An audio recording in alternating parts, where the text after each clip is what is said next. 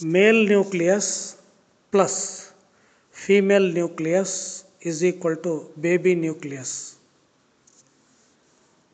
ಈಗ ನಾವು ಈ ನ್ಯೂಕ್ಲಿಯಸ್ ಬಗ್ಗೆ ಡಿಸ್ಕಸ್ ಮಾಡೋಣ.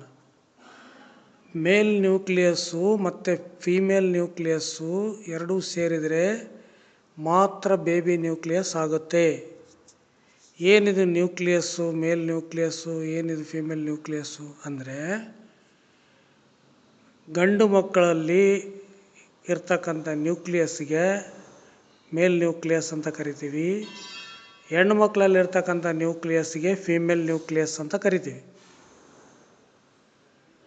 ಏನಿದು ಮೇಲ್ ನ್ಯೂಕ್ಲಿಯಸ್ಸು ಮತ್ತು ಫೀಮೇಲ್ ನ್ಯೂಕ್ಲಿಯಸ್ಸು ಅಂದರೆ, ಗಂಡು ಮಕ್ಕಳು ಫೈನಲ್ ಪ್ರಾಡಕ್ಟ್ ಏನಪ್ಪ, ಗಂಡು ಮಕ್ಕಳು ಫೈನಲ್ ಪ್ರಾಡಕ್ಟ್. ಅವರು ಆಹಾರವನ್ನು ಸೇವನೆ ಮಾಡಿ ಅದು ಫೈನಲ್ ಪ್ರಾಡಕ್ಟ್ ಏನಪ್ಪ, ಬೀಜ ಉತ್ಪತ್ತಿ ಮಾಡೋದು ಅಷ್ಟೇ. ಗಂಡು ಮಕ್ಕಳು ಬೀಜವನ್ನು ಉತ್ಪತ್ತಿ ಮಾಡೋದು, ಅದೇ ಅವರ ಫೈನಲ್ ಪ್ರಾಡಕ್ಟ್.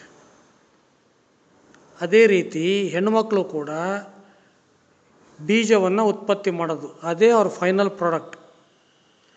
ಗಂಡು ಮಕ್ಕಳು ಗಂಡು ಬೀಜವನ್ನು, ಹೆಣ್ಣು ಮಕ್ಕಳು ಹೆಣ್ಣು ಬೀಜವನ್ನು ಉತ್ಪತ್ತಿ ಮಾಡ್ತಾರೆ. ಇದೇ ಅವ್ರ ಫೈನಲ್ ಪ್ರಾಡಕ್ಟ್. ಮನುಷ್ಯ ಆಗಿ ಹುಟ್ಟಿ ಬೆಳೆದು 25 ವರ್ಷದ ತನಕ ದೇಹ ಬೆಳವಣಿಗೆ ಮಾಡಿಕೊಂಡು ಫೈನಲ್ ಪ್ರಾಡಕ್ಟ್ ಏನಪ್ಪ ಅಂತಂದರೆ, ಗಂಡು ಮಕ್ಕಳು ಗಂಡು ಬೀಜ ಮತ್ತು ಹೆಣ್ಣು ಮಕ್ಕಳು ಹೆಣ್ಣು ಬೀಜವನ್ನು ಉತ್ಪಾದನೆ ಮಾಡೋದು ಇಷ್ಟೇ. ಮತ್ತು ವಂಶಾಭಿವೃದ್ಧಿ ಮಾಡೋದು ಇಷ್ಟೇ ಮನುಷ್ಯನ ಫೈನಲ್ ಪ್ರಾಡಕ್ಟ್. ಈ ಒಂದು ಕಲೆ, ಈ ಒಂದು ಕಲೆ ಏನಿದೆಯಲ್ಲ, ಈ ನಮ್ಮ ಜೀವನದಲ್ಲಿ ಇದನ್ನು ನಾವು ಕಲಿಬೇಕು. ಗುರುಗಳ ಕಡೆಯಿಂದ ಕಲಿಬೇಕು, ಪಾಠ ಕಲಿಬೇಕು, ತಿಳ್ಕೊಬೇಕು, ಇದರ ಜ್ಞಾನ ತಿಳ್ಕೊಬೇಕು. ಶಕ್ತಿಶಾಲಿಯಾದ ಬೀಜವನ್ನು ಉತ್ಪತ್ತಿ ಮಾಡೋದು ಹೇಗೆ ಅಂಥೇಳಿ ಗುರುಗಳಿಂದ ಮಾರ್ಗದರ್ಶನ ಪಡಿಬೇಕು, ಗುರುಗಳಿಂದ ತರಬೇತಿ ಪಡಿಬೇಕು. ಪ್ರತಿಯೊಬ್ಬರಿಗೂ ಗೊತ್ತಿರಬೇಕು ಮೇಲ್ ನ್ಯೂಕ್ಲಿಯಸ್ ಅಂದ್ರೇನು, ಫೀಮೇಲ್ ನ್ಯೂಕ್ಲಿಯಸ್ ಅಂದ್ರೇನು, ಬೇಬಿ ನ್ಯೂಕ್ಲಿಯಸ್ ಅಂದ್ರೇನು ಅಂತ. ಗಂಡು ಮಕ್ಕಳು ಬೀಜ ಅಂದರೆ ಯಾವುದು, ವೀರ್ಯಾಣು. ಹೆಣ್ಣು ಮಕ್ಕಳು ಬೀಜ ಅಂದರೆ ಯಾವುದು, ಅಂಡಾಣು. ಸೊ ಗಂಡು ಮಕ್ಕಳು ಬೀಜ ಅಂದರೆ ವೀರ್ಯಾಣು, ಅದ್ರ ಒಳಗಡೆ ಒಂದು ನ್ಯೂಕ್ಲಿಯಸ್ ಇರುತ್ತೆ. ಮತ್ತು ಅದೇ ರೀತಿ ಅಂಡಾಣು ಒಳಗಡೆ ಕೂಡ ಒಂದು ನ್ಯೂಕ್ಲಿಯಸ್ ಇರುತ್ತೆ. ಈ ಎರಡು ನ್ಯೂಕ್ಲಿಯಸ್ಸು ಸೇರಿದರೆ ಬೇಬಿ ನ್ಯೂಕ್ಲಿಯಸ್ ಆಗುತ್ತೆ. ಇದು ನಿಮಗೆಲ್ಲ ಗೊತ್ತಿರಬೇಕು. ಆ್ಯಕ್ಚುಲಿ ನ್ಯೂಕ್ಲಿಯಸ್ ಅಂದರೆ ಏನು, ನ್ಯೂಕ್ಲಿಯಸ್ ಅಂದರೆ ಏನು? ನ್ಯೂಕ್ಲಿಯಸ್ ಅಂದರೆ ಅದು ನಮ್ಮ ಬ್ರೈನು. ಮದುವೆಗೆ ಮುಂಚೆ ತಂದೆ ಮತ್ತು ತಾಯಿ ಬೀಜವನ್ನು ಉತ್ಪಾದನೆ ಮಾಡ್ತಾರೆ. ಆ ಬೀಜ, ತಂದೆ ಉತ್ಪಾದನೆ ಮಾಡ್ತಕ್ಕಂಥ ಬೀಜ, ಅದು ಮೇಲ್ ನ್ಯೂಕ್ಲಿಯಸ್, ವೀರ್ಯಾಣುವಿನ ಒಳಗಡೆ ಇರ್ತಕ್ಕಂಥ ನ್ಯೂಕ್ಲಿಯಸ್. ಆ ನ್ಯೂಕ್ಲಿಯಸ್ಸೇ ಮೆದುಳು. ಪುರುಷರ ಮೆದುಳು ಪುರುಷ ನ್ಯೂಕ್ಲಿಯಸ್. ಅದೇ ರೀತಿ ಸ್ತ್ರೀಯರ ಮೆದುಳು ಸ್ತ್ರೀ ನ್ಯೂಕ್ಲಿಯಸ್. ಅಂಡಾಣುವಿನ ಒಳಗಡೆ ಇರ್ತಕ್ಕಂಥ ನ್ಯೂಕ್ಲಿಯಸ್ಸು ಅದು ಸ್ತ್ರೀಯರ ಮೆದುಳು. ಮೆದುಳಿನ ಡೂಪ್ಲಿಕೇಟ್ ನ್ಯೂಕ್ಲಿಯಸ್ ಏನಪ್ಪ ಅಂತಂದರೆ, ಮೆದುಳಿನ ಡೂಪ್ಲಿಕೇಟ್, ಎಕ್ಸಾಕ್ಟ್ ಮೆದುಳೆ, ಡೂಪ್ಲಿಕೇಟ್ ಆಫ್ ದಿ ಮೆದುಳು, ಎಕ್ಸಾಕ್ಟ್ಲಿ ಡೂಪ್ಲಿಕೇಟ್ ಆಫ್ ದ ಮೆದುಳು, exactly duplicate of the brain, mirror image of the brain. ಅಂಡಾಣುವಿನ ಒಳಗಡೆ ಇರ್ತಕ್ಕಂಥ ನ್ಯೂಕ್ಲಿಯಸ್ಸು ಮತ್ತು ತಾಯಿ ನ್ಯೂಕ್ಲಿಯಸ್ಸು ಎರಡು ಒಂದೇ. ತಾಯಿ ಬ್ರೈನು, ಹೆಣ್ಣು ಮಕ್ಕಳ ಬ್ರೈನು. ಅದೇ ರೀತಿ ವೀರ್ಯಾಣುವಿನ ಒಳಗಡೆ ಇರ್ತಕ್ಕಂಥ ನ್ಯೂಕ್ಲಿಯಸ್ ಮತ್ತು ಆ ಪುರುಷರ ಬ್ರೈನ್ ಎರಡು ಒಂದೇ. ಪುರುಷರಲ್ಲಿ ನ್ಯೂಕ್ಲಿಯಸ್ಸು ಅವ್ರ ಬ್ರೈನೇ ಆಗಿರುತ್ತೆ, ಸ್ತ್ರೀಯರಲ್ಲಿ ನ್ಯೂಕ್ಲಿಯಸ್ಸು ಅವ್ರ ಬ್ರೈನೇ ಆಗಿರುತ್ತೆ. ಯಾಕಂತಂದರೆ ಬೇಬಿ ಬ್ರೈನ್, ಬೇಬಿ ನ್ಯೂಕ್ಲಿಯಸ್ ಅಂತಂದರೆ ಅದು ಮೆದುಳು. ನಮ್ಮ ದೇಹದ ಯಾವ ಭಾಗ ಮೊದಲು ಜನನ ಆಗುತ್ತೆ, ಮೊದಲು ಹುಟ್ಟುತ್ತೆ ಅಂದರೆ ನಮ್ಮ ಮೆದುಳು, ಬೇಬಿ ನ್ಯೂಕ್ಲಿಯಸ್. ನಮ್ಮ ಮೆದುಳು ಫಸ್ಟ್ ಹುಟ್ಟುತ್ತೆ. ಆಮೇಲೆ ಆ ಮೆದುಳು ಬೆಳೀತಾ ಬೆಳೀತಾ ಬೆಳೀತಾ ಬೆಳೀತಾ ಮಾನವನ ರೂಪ ಪಡೆಯುತ್ತೆ. ಆಯಾ ಪ್ರಾಣಿಗಳಲ್ಲಿ ಆಯಾ ಪ್ರಾಣಿಗಳ ರೂಪ ಪಡೆಯುತ್ತೆ. ಮಾನವನಲ್ಲಿ ಮಾನವನ ರೂಪ ಪಡೆಯುತ್ತೆ ಮೆದುಳು. ಅಂದರೆ ಬೇಬಿ ನ್ಯೂಕ್ಲಿಯಸ್, ನಾನು ಹೇಳಿದ್ನಲ್ಲ, ಮೇಲ್ ನ್ಯೂಕ್ಲಿಯಸ್ ಮತ್ತು ಫೀಮೇಲ್ ನ್ಯೂಕ್ಲಿಯಸ್ ಎರಡೂ ಸೇರಿದರೆ ಬೇಬಿ ನ್ಯೂಕ್ಲಿಯಸ್ ಆಗುತ್ತೆ. ಮೇಲ್ ಬ್ರೈನ್, ಫೀಮೇಲ್ ಬ್ರೈನ್ ಎರಡೂ ಸೇರಿದರೆ ಬೇಬಿ ಬ್ರೈನ್ ಆಗುತ್ತೆ. ಈ ಬೇಬಿ ಬ್ರೈನು 9 ತಿಂಗಳುಗಳ ಕಾಲ ದೇಹವನ್ನು ತನ್ನ ಬೆಳವಣಿಗೆಯನ್ನು ತಾಯಿಯ ಗರ್ಭದಲ್ಲಿ ಮಾಡ್ಕೊಳುತ್ತೆ. ಎಲ್ಲಿಯವರೆಗೆ ಮಾಡ್ಕೊಳುತ್ತೆ? ಹೊಟ್ಟೆಯಲ್ಲಿರ್ತಕ್ಕಂಥ ಮಗು ಸಂಪೂರ್ಣವಾಗಿ ಬೆಳಿಬೇಕು ಅಂದರೆ 9 ತಿಂಗಳು ಬೇಕು. ಏನದು ಸಂಪೂರ್ಣವಾಗಿ ಬೆಳವಣಿಗೆ ಅಂದರೆ? ಸಂಪೂರ್ಣವಾಗಿ ಬೆಳವಣಿಗೆ ಅಂದರೆ ತಾನೇ ಆಹಾರವನ್ನು ಸೇವಿಸಿ ಶಕ್ತಿಯನ್ನು ಉತ್ಪಾದನೆ ಮಾಡಿಕೊಂಡು ತನ್ನ ದೇಹವನ್ನು ತಾನೇ ಬೆಳೆಸುವಂತಹ ಶಕ್ತಿ ಬರೋದಕ್ಕೆ 9 ತಿಂಗಳು ಬೇಕು. Full maturity. ಒಂದು ಬೇಬಿ ತಾನೇ ಆಹಾರವನ್ನು ಸ್ವೀಕರಿಸಿ ಶಕ್ತಿ ಉತ್ಪಾದನೆ ಮಾಡುವ ಸಾಮರ್ಥ್ಯ ಬಂದ ಮೇಲೆ ಆ ತಾಯಿ ಗರ್ಭದಿಂದ ಮಗು ಹೊರಗಡೆ ಬರುತ್ತೆ. ಒಟ್ಟಿನಲ್ಲಿ ತಾಯಿಯ ಗರ್ಭದಲ್ಲಿ ಮಗು ಬೆಳವಣಿಗೆ ಆಗೋದಕ್ಕೆ 9 ತಿಂಗಳು ಬೇಕು ಮನುಷ್ಯರಲ್ಲಿ. ಸೊ ಯಾವಾಗ ನಮ್ಮ ಮಗು ಹೊರಗಡೆ ಬರುತ್ತೆ ತಾಯಿಯ ಗರ್ಭದಿಂದ, ಅಲ್ಲಿಂದ ಅದು ತಾನೇ ಆಹಾರವನ್ನು ಸ್ವೀಕರಿಸಿ ತನ್ನ ದೇಹವನ್ನು ತಾನೇ ಬೆಳವಣಿಗೆ ಮಾಡಿಕೊಂಡು ಬೆಳೀತಾ ಹೋಗುತ್ತೆ. ಎಲ್ಲಿಯವರೆಗೂ ಬೆಳೆಯುತ್ತೆ ಇದು ಅಂದರೆ 25ನೇ ವಯಸ್ಸಿನ ತನಕ ಬೆಳೆಯುತ್ತೆ, ಗಂಡು ಮಕ್ಕಳಾಗಲಿ ಹೆಣ್ಣುಮಕ್ಕಳಾಗಲಿ. ಮನುಷ್ಯ ತಾಯಿಯ ಗರ್ಭದಿಂದ ಹೊರಗಡೆ ಬಂದ ಮೇಲೆ ಸಂಪೂರ್ಣವಾಗಿ ಬೆಳವಣಿಗೆ ಆಗೋದಕ್ಕೆ 25 ವರ್ಷ ಬೇಕು. ಅವನ ಬ್ರೈನ್ ಸಂಪೂರ್ಣ ಮೆಚ್ಯೂರಿಟಿ ಆಗೋದಕ್ಕೆ 25 ವರ್ಷ ಬೇಕು. ಅವನ ಅಂಗಾಂಗಗಳೆಲ್ಲವೂ ಸಂಪೂರ್ಣವಾಗಿ ಬೆಳೆದು ಮೆಚ್ಯೂರಿಟಿ ಆಗೋದಕ್ಕೆ 25 ವರ್ಷ ಬೇಕು. ಸಂಪೂರ್ಣ ದೇಹ ಬೆಳವಣಿಗೆ ಮತ್ತು ಬುದ್ಧಿ ಬೆಳವಣಿಗೆ ಆಗೋದಕ್ಕೆ 25 ವರ್ಷ ಬೇಕು. ಒಳ್ಳೆ ಬೀಜವನ್ನು ಉತ್ಪಾದನೆ ಮಾಡೋದಕ್ಕೆ 25 ವರ್ಷ ಬೇಕು. ಮನುಷ್ಯ ಹುಟ್ಟಿದಾಗಿಂದ 25 ವರ್ಷ ತನಕ ಶಕ್ತಿಯನ್ನು ಉತ್ಪಾದನೆ ಮಾಡಿಕೊಂಡು, ಶಕ್ತಿಯನ್ನು ಸಂಗ್ರಹಣೆ ಮಾಡಿಕೊಂಡು, ದೇಹವನ್ನು ಬೆಳವಣಿಗೆ ಮಾಡಿಕೊಂಡು, ಶಕ್ತಿಯನ್ನು ಸಂರಕ್ಷಣೆ ಮಾಡಿಕೊಂಡು, ಶಕ್ತಿಯನ್ನು ಸದುಪಯೋಗ ಮಾಡಿಕೊಂಡು 25 ವರ್ಷಗಳ ತನಕ ಜೀವನ ಮಾಡಬೇಕು. ಈ ಒಂದು ಸಂದರ್ಭದಲ್ಲಿ ಯಾವುದೇ ಕಾರಣಕ್ಕೂ ಶಕ್ತಿ ನಾಶವನ್ನು ಮಾಡ್ಕೋಬಾರ್ದು. ಮನುಷ್ಯ ಹುಟ್ಟಿದಾಗಿಂದ 25 ವರ್ಷ ತನಕ ಶಕ್ತಿಯನ್ನು ನಾಶ ಮಾಡ್ಕೋಬಾರ್ದು. ಮನುಷ್ಯ ತಾಯಿಯ ಹೊಟ್ಟೆಯಲ್ಲಿ ಇರ್ತಕ್ಕಂಥ ಮೊದಲನೇ ದಿನದಿಂದ ಹಿಡಿದು 9 ತಿಂಗಳು ಪ್ಲಸ್ ಮತ್ತು ಹುಟ್ಟಿದ ಮೇಲೆ 25 ವರ್ಷ ಶಕ್ತಿ ನಾಶ ಮಾಡ್ಕೋಬಾರ್ದು. ಅದಕ್ಕೆ ಯೌವನ ಅಂತ ಕರೀತಾರೆ. ಮನುಷ್ಯ ಹುಟ್ಟಿದಾಗಿಂದ 25 ವರ್ಷಗಳವರೆಗೆ ಯೌವನ ಅಂತ ಕರೀತಾರೆ. ಯೌವನ ಅಂದರೆ ಶಕ್ತಿಯನ್ನು ಉತ್ಪಾದನೆ ಮಾಡುವಂತಹ ಸಮಯ ಯೌವನ ಅಂದರೆ. 25ರಿಂದ 50ನೇ ವಯಸ್ಸು ಶಕ್ತಿಯನ್ನು ಸಂರಕ್ಷಣೆ ಮಾಡೋದು, ಮತ್ತು ತನ್ನ ಮಕ್ಕಳಿಗೆ ಮತ್ತು ಕಿರಿಯರಿಗೆ ಶಕ್ತಿಯನ್ನು ಸಂರಕ್ಷಣೆ ಮಾಡುವಂತ ತರಬೇತಿ ಕೊಡೋದು. ಇವರು ಆಚರಣೆ ಮಾಡ್ಕೊತ ಅವರಿಗೆ ತರಬೇತಿ ಕೊಡಬೇಕು. ಅವ್ರು ಸುಮ್ಮನೆ ತರಬೇತಿ ಕೊಡೋಕ್ಕೆ ಬರೋದಿಲ್ಲ. 25ನೇ ವಯಸ್ಸಿನಿಂದ 50ನೇ ವಯಸ್ಸಿನವರೆಗೆ ಇವರು ಶಕ್ತಿಯನ್ನು ಸಂರಕ್ಷಣೆ ಮಾಡ್ಕೋಬೇಕು ಮತ್ತು ಬೇರೆಯವರು ಶಕ್ತಿಯನ್ನು ಉತ್ಪಾದನೆ ಮಾಡೋದಕ್ಕೆ ಸಹಾಯ ಮಾಡಬೇಕು. ಇದು ಶಕ್ತಿ ಸೂತ್ರದ ನಿಯಮ. ಮನುಷ್ಯ ಈ ಒಂದು ಸತ್ಯವಾದ ವಿಚಾರವನ್ನು ತಿಳ್ಕೊಂಡು ದೇಹಬಲ ಅಂದ್ರೇನು, ಮನೋಬಲ ಅಂದ್ರೇನು, ಶಕ್ತಿ ಅಂದ್ರೇನು, ಇದನ್ನೆಲ್ಲ ಗುರುಗಳಿಂದ ತರಬೇತಿ ಪಡಿಬೇಕು. ಗುರುಗಳ ಮುಖಾಂತರ ಇದನ್ನೆಲ್ಲ ಕಲಿಬೇಕು, ಇದರ ಜ್ಞಾನವನ್ನು ಪಡಿಬೇಕು.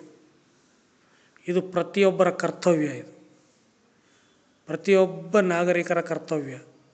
ಮನುಷ್ಯ ಹುಟ್ಟಿದಾಗಿಂದ ಸಾಯೋವರೆಗೂ ಕೆಟ್ಟದ್ದನ್ನು ನೋಡಬಾರ್ದು, ಕೆಟ್ಟದ್ದನ್ನು ಕೇಳಬಾರ್ದು, ಕೆಟ್ಟದ್ದನ್ನು ಮಾತಾಡಬಾರ್ದು. ಇದು ಶಕ್ತಿ ಸೂತ್ರದ ನಿಯಮ.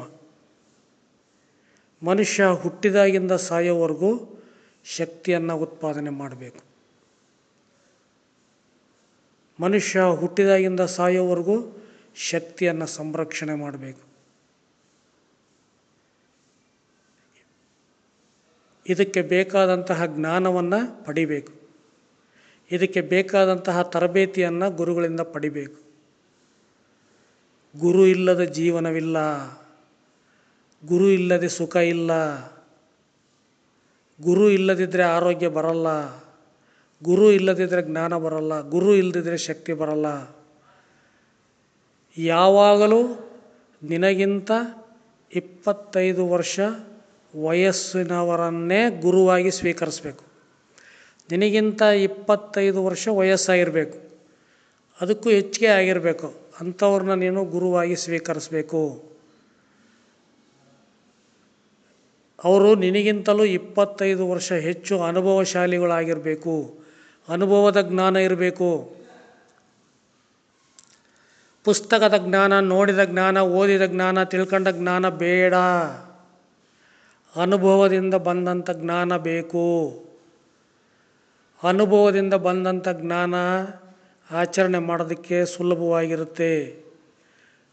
ಅನುಭವದಿಂದ ಬಂದಂಥ ಜ್ಞಾನ ಮನುಷ್ಯನಿಗೆ ಒಳ್ಳೇದು ಮಾಡುತ್ತೆ. ಗುರುಗಳನ್ನ ಹುಡುಕ್ರಿ, ಗುರುಗಳ ಹತ್ರ ಹೋಗ್ರಿ, ಗುರುಗಳನ್ನ ಆಶ್ರಯಿಸ್ರಿ, ಗುರುಗಳಿಂದ ವಿದ್ಯೆ ಕಲಿರಿ, ಆತ್ಮವಿದ್ಯೆ ಕಲಿರಿ, ಮನೋಬಲದ ವಿದ್ಯೆ ಕಲಿರಿ, ಆತ್ಮಬಲದ ವಿದ್ಯೆ ಕಲಿರಿ. ಗುರುಗಳ ಹತ್ರ ಹೋಗ್ರಿ, ಗುರುಗಳನ್ನ ಹುಡುಕ್ರಿ, ಗುರುಗಳ ಹತ್ರ ಹೋಗ್ರಿ, ಎಲ್ಲ ಕಲೀರಿ, ಗುರುಗಳ ಹತ್ರ ಹೋಗ್ರಿ, ಶಕ್ತಿಶಾಲಿಯಾಗಿರ್ರಿ. ಗುರುಗಳು ಮಾತ್ರ ಶಕ್ತಿಶಾಲಿಯಾಗಿ ಮಾಡೋಕ್ಕೆ ಸಾಧ್ಯ. ಗುರು ಒಬ್ಬನೇ ಶಿಕ್ಷೆ ಕೊಡೋದು. ಗುರು ಅಂದರೆ ಶಿಕ್ಷೆ ಕೊಡುವವನು, ಗುರು ಅಂದರೆ ತರಬೇತಿ ಕೊಡುವವನು, ಗುರು ಅಂದರೆ ನಮ್ಮನ್ನು ಕಷ್ಟದಿಂದ ಕಾಪಾಡುವವನು, ಗುರು ಅಂದರೆ ನಮ್ಮ ಸಮಸ್ಯೆಗಳನ್ನು ಬಗೆಹರಿಸುವವನು, ಗುರು ಅಂದರೆ ನಮ್ಮ ಎಲ್ಲ ಕತ್ತಲನ್ನು ಹೋಗಲಾಡಿಸುವವನು, ಗುರು ಅಂದರೆ ನಮಗೆ ಮಾರ್ಗದರ್ಶಕ. ಗುರು ಒಬ್ಬನೇ ಆರೋಗ್ಯದ ಬಗ್ಗೆ ಮಾರ್ಗದರ್ಶನ ಮಾಡೋದಕ್ಕೆ ಸಾಧ್ಯ, ಬೇರೆಯವರಿಗೆ ಮಾರ್ಗದರ್ಶನ ಮಾಡೋಕ್ಕಾಗೋಲ್ಲ. ಗುರು ಒಬ್ಬ ಒಳ್ಳೆ ತರಬೇತಿದಾರ, ಗುರು ಒಬ್ಬ ಒಳ್ಳೆ ಮಾರ್ಗದರ್ಶಕ. ಗುರುವನ್ನು ಆಶ್ರಯಿಸ್ರಿ. ಗುರು ಇಲ್ದಲೇ ಜೀವನ ಮಾಡಬೇಡ್ರಿ, ಗುರುಗಳ ಹತ್ರ ಹೋಗ್ರಿ. ಏಳು, ಎದ್ದೇಳು, ಮುನ್ನುಗ್ಗು, ಮುನ್ನಡೆ, ಸಾಧಿಸು, ಬಿಡಬೇಡ. ಗುರುಗಳನ್ನ ಹುಡುಕು, ಗುರುಗಳ ಹತ್ರ ಹೋಗು, ಜ್ಞಾನಿಯಾಗು. ಜ್ಞಾನದ ಕಣ್ಣು ತೆರೆ, ಜ್ಞಾನದ ಕಣ್ಣು ಬೇಕು, ಅನುಭವದ ಕಣ್ಣು, ಅನುಭವದ ಕಿವಿ, ಅನುಭವದ ಪಂಚೇಂದ್ರಿಯಗಳು, ಅನುಭವದ ಬೇಕು. ಅನುಭವದಿಂದ ಜ್ಞಾನ ಪಡಿ. ಗುರುಗಳ ಹತ್ರ ಹೋಗು, ತರಬೇತಿ ಪಡಿ. ತರಬೇತಿ ಅಂದರೆ ಅನುಭವ, ತಾತ್ಕಾಲಿಕ ಅನುಭವ. ಆಮೇಲೆ ನೀನು ಅದನ್ನು ಪ್ರಾಕ್ಟೀಸ್ ಮಾಡಿಕೊಂಡು ಸ್ವಂತ ಅನುಭವ ಮಾಡ್ಕೋಬೇಕು. ಹೋಗ್ರಿ ಎಲ್ಲರೂ ಗುರುಗಳ ಹತ್ರ ಹೋಗ್ರಿ, ಗುರುಗಳನ್ನ ಹುಡುಕ್ರಿ, ಗುರುಗಳಿಂದ ವಿದ್ಯೆ ಕಲೀರಿ, ಗುರುಗಳಿಂದ ಜ್ಞಾನ ಪಡೀರಿ, ಗುರು ಆಶ್ರಯದಲ್ಲಿರಿ. ಗುರುವಿನ ಆಶ್ರಯದಲ್ಲಿದ್ದರೆ ಜೀವನವೇ ಸ್ವರ್ಗ, ಗುರು ಇಲ್ಲದಿದ್ದರೆ ಜೀವನ ನರಕ. ಗುರುವನ್ನು ಗೌರವಿಸಿದರೆ ಇಡೀ ಪ್ರಪಂಚ ನಿನ್ನನ್ನು ಗೌರವಿಸುತ್ತೆ.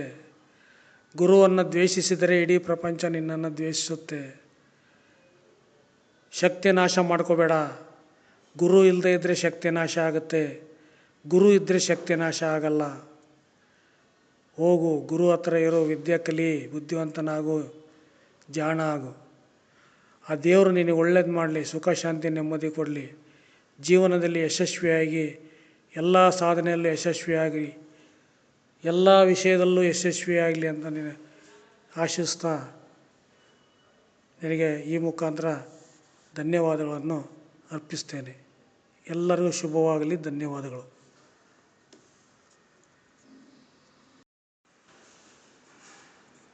ತಂದೆ ತಾಯಿಗಳು ವಿವಾಹದ ಪೂರ್ವದಲ್ಲಿ ಶಕ್ತಿಶಾಲಿಯಾಗಿರಬೇಕು, ಆರೋಗ್ಯವಾಗಿರಬೇಕು.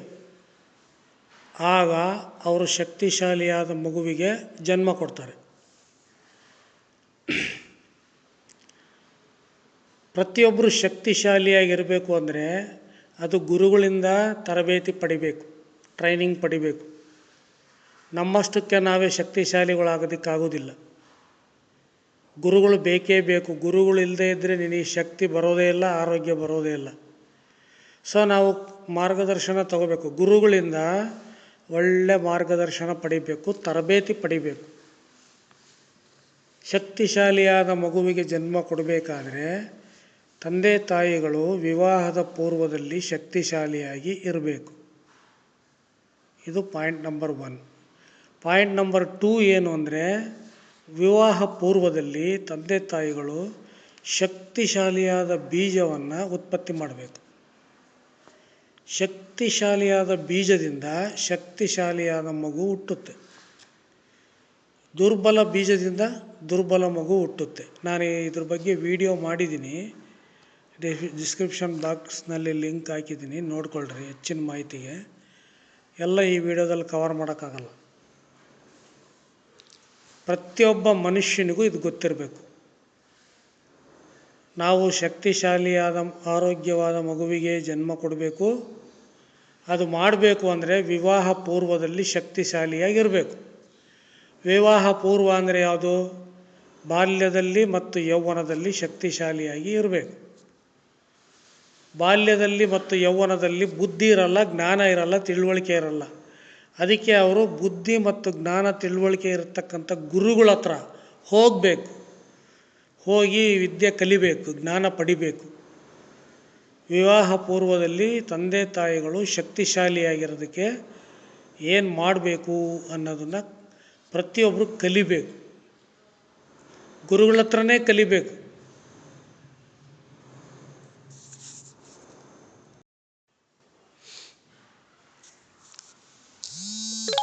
ನಮ್ಮ ದೇಹದಲ್ಲಿ ಒಟ್ಟು 250ಕ್ಕೂ ಅಧಿಕ ವೆರೈಟೀಸ್ ಆಫ್ ಜೀವಕೋಶಗಳು ಇದ್ದಾವೆ, ಸೆಲ್ಸ್ ಇದ್ದಾವೆ. 200 ಟೈಪ್ಸ್ ಆಫ್ ಸೆಲ್ಸ್ ನಮ್ಮ ಬಾಡಿನಲ್ಲಿ ಇದೆ. ದೇಹದ ಒಂದೊಂದು ಭಾಗದಲ್ಲೂ ಒಂದೊಂದು ವಿಧವಾದ ಜೀವಕೋಶಗಳು ಇದ್ದಾವೆ. ಈ ಒಂದು ಜೀವಕೋಶಗಳಲ್ಲಿ ಶಕ್ತಿಯ ಸಂಗ್ರಹಣೆಯಾಗಿ ಶೇಖರಣೆ ಆಗಿರುತ್ತೆ.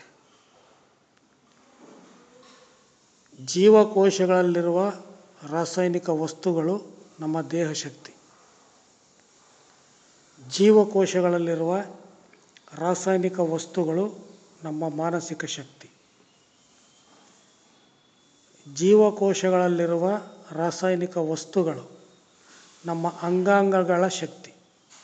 ಅಂಗಾಂಗಗಳು ಅಂದರೆ 79 ಅಂಗಾಂಗಗಳಿದ್ದಾವೆ. ಹೃದಯ, ಕಿಡ್ನಿ, ಲಿವರು, ಲಂಗ್ಸು, ಬ್ರೈನು, ಈ ಥರ 79 ಅಂಗಾಂಗಗಳು ನಮ್ಮ ದೇಹದಲ್ಲಿ ಕೆಲಸ ಮಾಡ್ತವೆ. ಇದಕ್ಕೆ ಅಂಗಾಂಗಗಳು ಅಂತಾರೆ. ಇವು ಶಕ್ತಿಶಾಲಿಯಾಗಿರಬೇಕು ಮತ್ತು ಇವು ಚೆನ್ನಾಗಿ ಕೆಲಸ ಮಾಡಬೇಕು ಅಂದರೆ ಜೀವಕೋಶಗಳಲ್ಲಿ ರಾಸಾಯನಿಕ ವಸ್ತುಗಳು ಇರಬೇಕು. ಯಾವುದೇ ಕಾರಣಕ್ಕೂ ರಾಸಾಯನಿಕ ವಸ್ತುಗಳನ್ನು ನೀವು ನಾಶ ಮಾಡಬಾರ್ದು. ನಮ್ಮ ದೇಹದಲ್ಲಿರುವ ರಾಸಾಯನಿಕ ವಸ್ತುಗಳು ನಮ್ಮ ದೇಹನೇ ಉತ್ಪತ್ತಿ ಮಾಡಿರುತ್ತೆ. ಅದು ಹೊರಗಡೆಯಿಂದ ಸಿಗೋದಿಲ್ಲ. ಹೊರಗಡೆಯಿಂದ ಯಾವುದೇ ನೀವು ರಾಸಾಯನಿಕ ವಸ್ತುಗಳನ್ನು ತೊಗೊಂಡ್ರೆ ಅದು ಭಾಳ ಹೊತ್ತಿರೋದಿಲ್ಲ. ಆದರೆ ನಮ್ಮ ದೇಹನೇ ಉತ್ಪತ್ತಿ ಮಾಡ್ತಕ್ಕಂಥ ರಾಸಾಯನಿಕ ವಸ್ತುಗಳೇನಿದಾವಲ್ಲ, ಅವು ಶಾಶ್ವತವಾಗಿ ನಮ್ಮ ದೇಹದಲ್ಲೇ ಇರ್ತವೆ.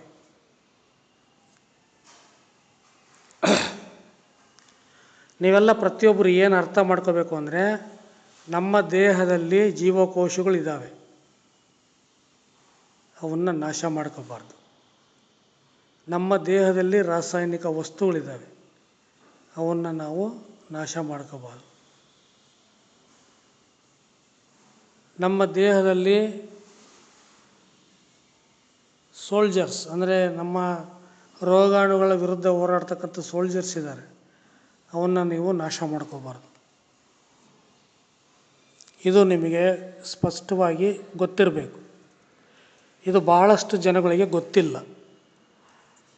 ಆದರೆ ಕೇಳಿ ತಿಳ್ಕೋಬೇಕು, ಗೊತ್ತಿಲ್ಲ ಅಂತ ಸುಮ್ಮನೆ ಇರಬಾರ್ದು. ಪ್ರತಿಯೊಬ್ಬರು ಒಂದು ವಿಚಾರವನ್ನು ತಿಳ್ಕೋಬೇಕು. ಅದೇನು ಅಂತಂದರೆ, ನಮ್ಮ ದೇಹ ಒಂದು ಕೆಮಿಕಲ್ ಫ್ಯಾಕ್ಟ್ರಿ. ನಮ್ಮ ದೇಹ ಏನು ಅಂತಂದರೆ ರಾಸಾಯನಿಕ ವಸ್ತುಗಳನ್ನು ಉತ್ಪತ್ತಿ ಮಾಡುವಂತಹ ಒಂದು ಫ್ಯಾಕ್ಟ್ರಿ. ನಮ್ಮ ದೇಹದಲ್ಲಿ ಕಣದಲ್ಲಿಯೂ ರಾಸಾಯನಿಕ ವಸ್ತುಗಳಿದ್ದಾವೆ. ಪ್ರತಿಯೊಂದು ಜೀವಕೋಶಗಳಲ್ಲಿ ಕೂಡ ಕೆಮಿಕಲ್ಸ್ ಇದ್ದಾವೆ. ನಮ್ಮ ಇಡೀ ದೇಹದಲ್ಲಿ ಕಣದಲ್ಲಿ ಕೂಡ ಕೆಮಿಕಲ್ಸ್ ಇದ್ದಾವೆ. ನಮ್ಮ ದೇಹಕ್ಕೆ ಬೇಕಾದಂಥ ಕೆಮಿಕಲ್ಸನ್ನು ನಮ್ಮ ದೇಹವೇ ಉತ್ಪತ್ತಿ ಮಾಡುತ್ತೆ. ನಮ್ಮ ದೇಹದಲ್ಲಿ ಆಹಾರದಲ್ಲಿರುವ ರಾಸಾಯನಿಕ ವಸ್ತುಗಳನ್ನು ಹೀರಿಕೊಳ್ಳುವ ಸಾಮರ್ಥ್ಯ ಇದೆ. ಈಗ ನೀವು ಗಿಡ ಮರಗಳನ್ನು ನೋಡಿ, ಅವು ಭೂಮಿಯಲ್ಲಿರುವ ಸಾರಾಂಶವನ್ನು ಹೀರಿಕೊಂಡು ಒಂದು ಪ್ರಾಡಕ್ಟನ್ನು ರೆಡಿ ಮಾಡ್ತವೆ. ಈ ಒಂದೇ ಜಾಗದಲ್ಲಿ 5 ವೆರೈಟೀಸ್ ನೀವು ಹಣ್ಣಿನ ಗಿಡ ಹಾಕಿದರೆ ಆ 5 ಹಣ್ಣಿನ ಗಿಡಗಳು 5 ಥರ ಫಲ ಬಿಡುತ್ತೆ ಒಂದೇ ಜಾಗದಲ್ಲಿ. ಅದರ ಅರ್ಥ ಏನು ಅಂದರೆ, ಆ ಗಿಡಗಳಿಗೆ, ಆ ಮರಗಳಿಗೆ ಯಾವ ರಾಸಾಯನಿಕ ವಸ್ತುವನ್ನು ಹೀರ್ಕೋಬೇಕು ಅಂತ ಗೊತ್ತು. ಅದೇ ರೀತಿ ನಮ್ಮ ದೇಹಕ್ಕೂ ಕೂಡ ಯಾವ ರಾಸಾಯನಿಕ ವಸ್ತು ಬೇಕು ಅಂತ ಗೊತ್ತು. ಅದು ನಮ್ಮ ದೇಹದಿಂದ ಹೀರಿಕೊಂಡು ನಮ್ಮ ದೇಹದಲ್ಲಿ ರಾಸಾಯನಿಕ ವಸ್ತುಗಳನ್ನು ಪ್ರೊಡ್ಯೂಸ್ ಮಾಡುತ್ತೆ, ಪ್ರಿಸರ್ವ್ ಮಾಡುತ್ತೆ.